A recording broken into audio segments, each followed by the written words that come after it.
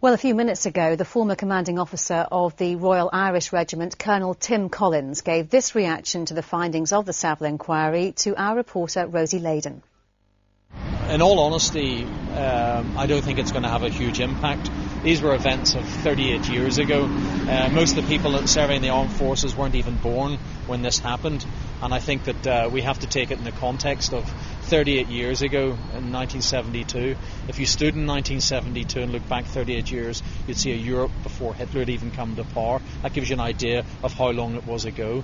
The soldiers involved are now in their 60s and 70s.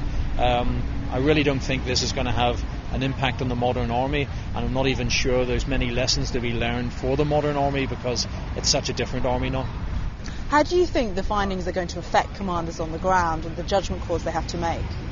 I think that if anything, commanders on the ground are already too hidebound. I think there's already not enough latitude in commanders, and I'd like to see a lot more bite in the modern army. So if I was a commanding officer today looking at this, I would have no lessons to learn from this now. What do you think is going to be going through the minds of the soldiers who were involved on the day? Well, I think, again, you have to look in the context of 38 years ago.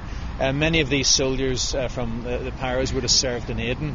They served in Northern Ireland. They probably did a few tours in Northern Ireland. Many of them went on to fight in the Falklands. Some of them died in the Falklands.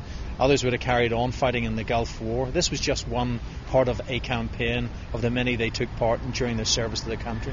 And were you surprised by how critical the report has been today?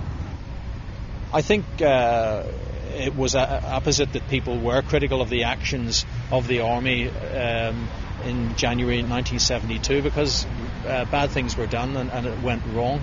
But again, I think we got to look in context and remember it's 38 years ago.